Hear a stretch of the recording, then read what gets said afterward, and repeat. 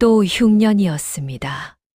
하늘은 몇 달째 비 한 방울 내리지 않았고 논바닥은 쩍쩍 갈라져 거북이 등짝처럼 되어버렸지요. 이런 해일수록 저작거리에는 거린들이 늘어나기 마련인데 그 중에서도 유독 사람들의 눈길을 끄는 이가 있었으니 바로 앞을 보지 못하는 청년 도담이었습니다. 도담은 나이 20 남짓, 흰자위만 남은 두 눈은 태어날 때부터 빛을 보지 못했다 했습니다. 부모도 없이 홀로 저작거리를 떠돌며 밥을 빌어먹었는데 사람들은 그를 반기지 않았습니다. 저 장님 또 왔네. 재수 없게시리. 눈먼 놈이 뭘 안다고 아는 척은. 도담은 그런 말들을 들어도 별다른 내색을 하지 않았습니다. 이미 오래전부터 익숙해진 냉대였으니까요. 그는 저작거리 한 구석, 낡은 집신 가게, 처마 밑을 잠자리 삼아 지냈습니다. 집신 가게 주인 늙은이만이 그나마 도담을 안쓰럽게 여겨 이따금 식은 밥 한 덩이를 나눠주곤 했습니다. 도담아, 오늘도 별일 없었느냐? 예, 어르신. 늘 그렇지요. 쯧쯧 젊은 사람이 참 그나저나 요즘 흉년이 심해 다들 인심이 사나워졌으니 몸 조심하거라. 사실 도담에게는 남모르는 능력이 하나 있었습니다. 앞은 보지 못하나 사람의 목소리와 발걸음, 숨소리만 듣고도 그 사람의 속마음과 앞날을 짐작해내는 재주였지요. 어릴 적부터 그러했는데 정작 도담 자신도 이 능력이 어디서 온 것인지 알지 못했습니다. 다만 어렴풋이 어미가 죽기 전 남긴 말 한마디만을 기억할 뿐이었습니다. 내 안에는 특별한 것이 있다. 하나 그것을 함부로 드러내지 마라. 화를 부를 수도 있느니라. 도담의 어미는 그 말을 남기고 얼마 지나지 않아 세상을 떠났습니다. 도담이 겨우 8살 되던 해의 일이었지요. 그 뒤로 도담은 이 집 저 집을 떠돌며 걸식으로 연명해왔고 어느덧 10수년의 세월이 흘러 지금에 이른 것이었습니다. 도담은 어미의 당부를 마음에 새기고 되도록 자신의 능력을 숨긴 채 살아왔습니다. 하지만 배고픔은 그런 다짐을 자주 흔들어 놓았지요. 이따금 저작거리에서 지나가는 사람에게 한두 마디 흘리듯 앞날을 일러주고 엽전 몇 잎을 얻어 끼니를 때우곤 했습니다. 어이, 거기 지나가느니 오늘은 집에 가지 마시게. 서쪽 길로 돌아가면 화를 면할 것이요. 뭐라, 이 장님이 실없는 소리를. 지나가던 사내는 처음엔 코웃음을 쳤으나 어쩐지 마음에 걸려 서쪽 길로 돌아갔습니다. 그런데 그날 저녁 평소 다니던 동쪽 길에서 산사태가 나 여러 사람이 다쳤다는 소식이 들려왔지요. 사내는 소름이 돋아 이튿날 도담을 다시 찾아왔습니다. 이보게 자네 말이 맞았네. 대체 어찌한 것인가? 소인도 잘은 모르옵니다. 그저 느껴질 뿐이지요. 사내는 감사의 뜻으로 엽전 한 냥을 놓고 갔습니다. 이런 일이 한두 번 반복되며 저작거리에는 조금씩 도담에 대한 소문이 퍼지기 시작했습니다. 물론 여전히 그를 재수 없다, 박대하는 이들이 더 많았지만 은밀히 찾아와 앞날을 물어보는 이들도 하나둘 늘어갔습니다. 이 고을을 다스리는 수령은 박현감이라는 자였습니다. 그에게는 무남동녀 외동딸 청아가 있었는데 어느 날부터인가 알 수 없는 병으로 시름시름 앓기 시작했습니다. 처음엔 그저 몸살인가 하였으나 날이 갈수록 증세가 심해져 밥도 제대로 넘기지 못하고 밤마다 헛소리를 하며 식은땀을 흘렸습니다. 어떤 날은 멀쩡하다가도 어떤 날은 온몸에 열이 펄펄 끓어 정신을 놓기도 하였습니다. 더욱 기이한 것은 밤마다 청아가 잠결에 낯선 말을 중얼거린다는 것이었습니다. 아버지 왜 그러셨어요? 그이는 아무 죄가 없어요. 청아를 돌보던 유모는 그 말을 듣고 소름이 끼쳤습니다. 청아, 자신은 그런 말을 한 기억조차 없었지요. 고을에서 용하다는 의원들을 모두 불러들였으나 하나같이 고개를 저을 뿐이었습니다. 맥을 짚어봐도 특별한 병증은 없사온데 이는 필시 의술로 다스릴 수 있는 병이 아닌 듯하옵니다. 소인이 지금껏 수많은 병자를 보아왔으나 이런 증세는 처음이옵니다. 필시 사람의 힘으로는 어찌할 수 없는 무언가가 있는 듯하옵니다. 박현감은 애가 탔습니다. 하나뿐인 딸이 원인도 모른 채 죽어가는 것을 지켜볼 수밖에 없었으니까요. 아내를 일찍 여인 박현감에게 청하는 세상 전부와도 같은 존재였습니다. 의원이 안 된다면 무당이라도 불러오라. 이름난 무당을 불러 사흘 밤낮으로 굿을 해보았으나 별다른 효험이 없었습니다. 오히려 굿을 하던 무당이 갑자기 부들부들 떨며 이렇게 외쳤습니다. 이 집에는 씻지 못한 원한이 서려 있소이다. 그 한을 풀지 않고서는 아무리 굿을 한들 소용없소. 무당은 그 말을 남기고는 겁에 질려 도망치듯 관아를 떠나버렸습니다. 박현감의 근심은 날로 깊어갔습니다. 그러던 어느 날 관아의 아전 하나가 저작거리에서 도담에 대한 소문을 듣고 왔습니다. 현감마님, 저작거리에 앞 못 보는 젊은이가 하나 있는데 그자가 하는 말이 신통이 맞아떨어진다 하옵니다. 한번 불러보심이 어떠하올지요. 박현감은 처음엔 반신반의했습니다. 눈먼거린 따위가 무엇을 알겠는가. 하오나 현감마님, 이미 여러 사람이 그자의 말을 듣고 화를 면했다 하니 믿져야 본전 아니겠사옵니까. 박현감은 지푸라기라도 잡는 심정으로 결국 도담을 불러오라 명하였습니다. 관아의 군졸들이 저작거리로 가 도담을 찾아냈습니다. 내가 도담이라는 자냐? 현감마님께서 찾으신다. 도담은 순간 어미의 당부가 떠올라 망설였습니다. 소인 같은 거린을 현감마님께서 어찌 찾으시는지요? 잔말 말고 따라오너라. 도담은 하는 수 없이 관아로 끌려가다시피 하였습니다. 도담은 관아 마당에 이르러 무릎을 꿇었습니다. 박현감은 도담을 내려다보며 물었습니다. 내가 앞날을 알아맞힌다는 그자인가? 소인은 그저 들리는 대로 느껴지는 대로 몇 마디 흘릴 뿐이옵니다. 내 딸이 원인 모를 병으로 죽어가고 있다. 내가 그 원인을 알아낼 수 있겠느냐?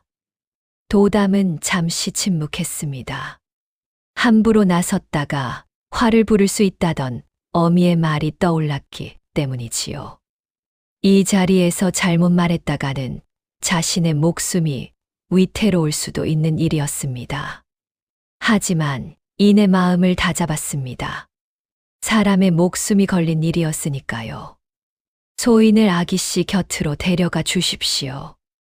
박현감은 반신반의하면서도 도담을 청아의 방으로 안내했습니다. 방 안에는 청아의 유모와 몸종 몇이 근심 어린 얼굴로 앉아 있었습니다. 도담은 방 안에 들어서자마자 무언가 심상치 않은 기운을 느꼈습니다. 마치 방 안 공기 자체가 무겁게 가라앉아 있는 듯한 느낌이었지요.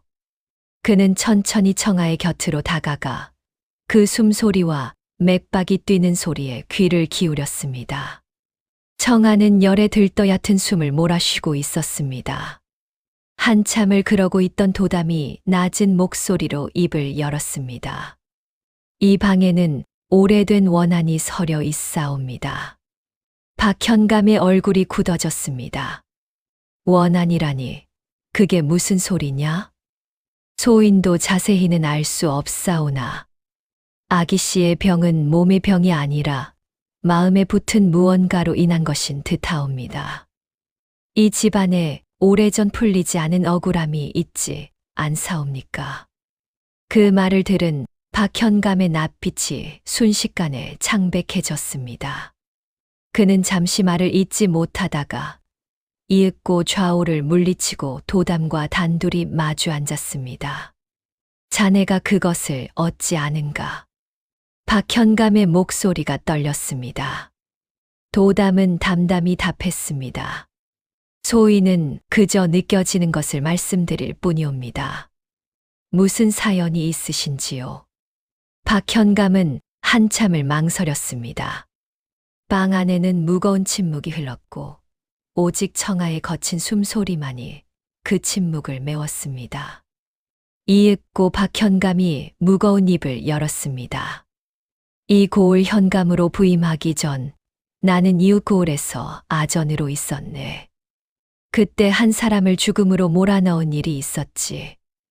박현감의 이야기는 이러했습니다. 젊은 시절 박현감은 이웃 고을의 아전으로 있으면서 죄 없는 선비 하나를 모함하여 죽음에 이르게 한 일이 있었습니다. 그 선비의 이름은 정문호라 하였는데 학식이 깊고 강직한 인물로 고을 사람들의 존경을 받고 있었습니다. 그런데 이 정문호가 당시 고을을 다스리던 부사의 비리를 알게 되어 이를 바로잡으려 하자 부사는 자신의 자리를 지키기 위해 정문호를 영모로 몰아 없애기로 마음먹었습니다. 부사는 박현감에게 은밀히 지시했습니다. 저 정문호란 자가 영모를 꾸미고 있다는 거짓 증언을 해다오. 그리하면 내 너를 크게 쓰겠다. 박현감은 처음엔 망설였으나 출세에 대한 욕심을 이기지 못하고 결국 거짓 증언을 하고 말았습니다. 결국 그 선비는 억울하게 영모 혐의를 뒤집어 쓰고 처형되었고 그 아내와 어린 딸은 관비로 끌려가는 신세가 되었습니다. 그 일로 나는 부사의 신임을 얻어 이후 여러 고을을 거치며 마침내 이 고을 현감 자리까지 올랐네. 허나 그 뒤로 마음이 편한 날이 없었지. 밤마다 정문호가 죽기 전 나를 노려보던 그 눈빛이 떠올라 잠을 이루지 못하곤 했네. 도담은 그 이야기를 듣고 오래도록 침묵했습니다. 이윽고 그가 입을 열었습니다. 그 선비의 아내와 딸은 지금 어찌 되었사옵니까? 모르네. 관비로 끌려간 뒤로는 소식을 알지 못하네. 알아볼 엄두조차 내지 못했지. 내가 저지른 죄가 두려워서. 도담은 무언가를 골똘히 생각하는 듯 하더니 이내 낮은 목소리로 말했습니다. 현감마님, 아기씨의 병은 그 원한과 무관치 않은 듯하옵니다. 다만 소인의 능력으로는 병을 낫게 할 수는 없사옵니다. 다만 그 원한을 풀어드리는 것이 유일한 길인 듯하옵니다. 어찌하면 되겠는가? 그 선비의 딸을 찾아 진심으로 사죄하고 억울함을 풀어주셔야 할 것이옵니다. 박현감은 두 손으로 얼굴을 감싸며 깊은 한숨을 내쉬었습니다. 내 죄가 이제와 내 딸에게까지 미치는 것인가? 박현감은 도담의 말을 듣고 크게 고심했습니다. 자신의 죄를 만천하에 드러내는 일이었으니까요. 자칫하면 현감 자리를 잃는 것은 물론 옛 부사의 죄까지 함께 드러나 큰 파장이 일 수도 있는 일이었습니다. 하지만 하나뿐인 딸의 목숨이 걸린 일이었기에 결국 그는 사람을 풀어 그 선비의 아내와 딸의 행방을 수소문하기 시작했습니다. 수소문은 쉽지 않았습니다. 관비로 끌려간 이들의 행방은 세월이 흐르며 흩어지기 마련이었으니까요. 박현감은 믿을 만한 아전 며칠 은밀히 풀어 여러 고을을 뒤지게 하였습니다. 그렇게 두 달여가 흐른 끝에 마침내 소식이 전해졌습니다. 그 선비의 아내는 관비 생활을 견디지 못하고 몇 해 전 세상을 떠났으나 딸은 살아남아 이웃 고을의 어느 상단에서 허드레시를 하며 살아가고 있다는 것이었습니다. 그 딸의 이름은 설이라 하였습니다. 한편 그 사이에도 청아의 병세는 나아지지 않았습니다. 오히려 하루는 몹시 위중하여 온 집안이 밤새 뜬 눈으로 지새우기도 하였습니다. 박현감은 마음이 급해져 몸소 그 상단을 찾아가기로 결심했습니다. 박현감은 몸소 그 상단을 찾아갔습니다. 30이 채 안 된 처녀로 고된 노동에 시달려 얼굴은 초췌했으나 눈빛만은 형형했습니다. 상단 주인의 허락을 얻어 잠시 자리를 마련하고 설과 마주 앉았을 때 박현감을 알아본 설의 눈에 순간 분노가 스쳤습니다. 당신이 우리 아버지를 죽인 그 아전이 맞소. 설의 목소리는 떨렸으나 그 안에는 오랜 세월 억눌러온 분노가 서려 있었습니다. 박현감은 그 자리에서 무릎을 꿇었습니다. 내가 그때 지은 죄가 크네. 자네 아버지는 죄가 없었네. 내가 부사의 눈에 들고자 거짓 증언을 하였던 것이야. 설은 오랜 세월 가슴에 품어온 원한이 북받쳐 올라 눈물을 쏟았습니다. 그 말을 이제 와서 하면 무엇합니까? 아버지는 이미 돌아가셨고 어머니도 저 세상 사람이 되셨소. 우리 가족이 얼마나 고통받았는지 아시오? 저는 10살도 되기 전에 관비가 되어 매일같이 매를 맞으며 자랐습니다. 어머니는 그 고생을 견디다 못해 병을 얻어 돌아가셨고요. 설의 절규에 박현감은 아무 말도 하지 못했습니다. 그저 고개를 숙인 채 눈물만 흘릴 뿐이었지요. 한참의 침묵 끝에 박현감이 다시 입을 열었습니다. 내 죄를 어찌 다 갚을 수 있겠는가. 자네가 나를 죽이겠다 하여도 달게 받겠네. 허나 내 딸이 지금 원인 모를 병으로 죽어가고 있네. 자네의 원한이 그 아이에게 미친 듯하이. 부디 나를 원망하되 죄 없는 내 딸까지 거두어 가지는 말아주게. 설은 한참을 흐느끼다 이윽고 마음을 가라앉히고 말했습니다. 저는 저주 같은 것을 부린 적이 없습니다. 남을 저주할 힘도 그럴 마음의 여유도 없이 하루하루를 버텨왔을 뿐입니다. 다만 하늘이 아시겠지요. 아버지의 억울함을요. 박현감은 설에게 몇 번이고 고개를 숙이며 청하였습니다. 부디 나와 함께 관하로 가주겠는가. 자네를 만난 것이 어쩌면 내 죄를 씻을 마지막 기회일지도 모르겠네. 설은 처음엔 거절하려 했으나 문득 아버지의 억울한 누명을 벗길 수 있을지도 모른다는 생각에 마음이 흔들렸습니다. 오랜 세월 아버지의 명예를 되찾는 것이 설의 유일한 소망이었으니까요. 제가 관아에 간다 한들 아버지의 누명이 정말 벗겨질 수 있습니까? 내 목숨을 걸고 조정에 상소를 올리겠네. 이미 늦었을지도 모르나 할 수 있는 데까지 해보겠네. 설은 결국 박현감을 따라 관아로 향하기로 하였습니다. 박현감은 설을 관아로 데려와 온 고을 사람들 앞에서 지난날의 죄를 낱낱이 고백했습니다. 관아 마당에 고을 사람들을 모아놓고 박현감은 자신이 저지른 죄를 숨김없이 털어놓았습니다. 내 지난날 부사의 명을 받아 죄 없는 선비 정문호를 모함하여 죽음에 이르게 하였다. 그 죄로 그의 처자식은 관비가 되는 고초를 겪었으니 이는 모두 나의 죄다. 오늘 이 자리에서 만천하에 그 죄를 고백하며 조정에 재조사를 청하고자 한다. 고을 사람들은 술렁였습니다. 평소 존경받던 현감의 뜻밖의 고백에 모두가 놀랄 수밖에 없었지요. 하지만 그 진솔한 고백에 오히려 박현감을 향한 비난보다는 그의 용기를 인정하는 분위기가 퍼져나갔습니다. 박현감은 그 자리에서 설의 아버지의 억울함을 풀어주고자 조정에 재조사를 청하는 상소를 올렸습니다. 상소문에는 자신의 죄를 낱낱이 적고 마땅한 벌을 달게 받겠노라 덧붙였습니다. 이 소식이 전해지자 청아의 병세에도 변화가 나타나기 시작했습니다. 마치 무거운 것이 거친 듯 며칠 사이 청아는 눈을 뜨고 죽을 조금씩 넘기기 시작했지요. 밤마다 헛소리를 하던 것도 점차 잦아들었습니다. 유모는 그 변화를 지켜보며 눈물을 흘렸습니다. 아기씨, 이제 정말 괜찮으신 겁니까? 유모 이상하게도 마음이 편안해요. 마치 오래 짓눌렸던 무언가가 사라진 것 같아요.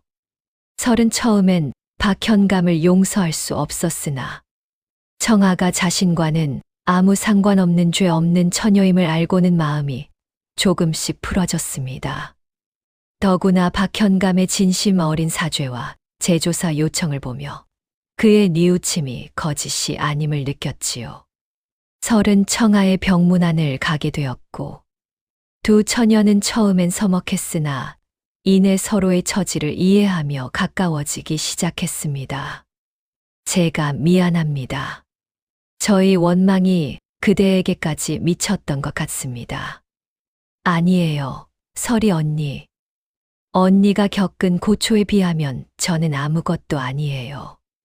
오히려 제가 미안해요. 두 처녀는 서로를 부둥켜 안고 눈물을 흘렸습니다. 몇 달 뒤 조정에서는 재조사 끝에 설의 아버지의 억울한 누명을 벗겨주었습니다. 비록 죽은 이를 되살릴 수는 없었으나 명예는 되찾을 수 있었지요. 박현감은 자신의 죄를 인정하고 스스로 관직에서 물러났습니다. 조정에서는 그의 죄를 물어 벌을 내리려 하였으나 스스로 죄를 고백하고 재조사를 청한 정황을 참작하여 관직을 삭탈하는 것으로 마무리되었습니다. 청아는 완전히 건강을 되찾았고 훗날 설과도 인연이 닿아 마치 자매처럼 가까이 지내게 되었다고 합니다. 박현감은 남은 여생을 정문호의 묘를 돌보며 속죄하는 마음으로 살아갔다고 전해집니다. 이 모든 일이 마무리된 후 박현감은 도담을 다시 불러 큰 은혜에 감사를 표하고자 하였습니다. 관아에서는 도담에게 큰 상을 내리려 하였으나 도담은 이미 그 고을을 떠나고 없었습니다. 사람들은 그가 원래 있던 저작거리로 돌아갔으려니 하였으나 그곳에서도 도담의 자취는 찾을 수 없었습니다. 집신가게 늙은이만이 도담이 떠나기 전 마지막으로 남긴 말을 기억하고 있었습니다. 어르신, 그동안 감사했습니다. 저는 이제 이곳을 떠나야 할 듯합니다. 어디로 가려느냐? 갈 곳은 있느냐? 소인도 잘 모르겠습니다. 다만 제 안에 있는 이것이 무엇인지, 어디서 온 것인지 이제는 알아야 할 때가 된 듯합니다. 늙은이는 그 말이 무슨 뜻인지 알 수 없었으나 도담의 얼굴에 서린 결연한 빛만은 분명히 보았다고 합니다. 다만 이런 소문이 돌았습니다. 도담이 관아를 떠나던 날 밤 그를 보았다는 어느 노파가 이렇게 말했다는 것이었지요. 그 청년이 떠나며 하는 말이 자신도 오래전 억울하게 집안이 몰락한 양반가의 자손이라 하였소. 눈이 먼 것도 그날의 화를 피하려 어미가 일부러.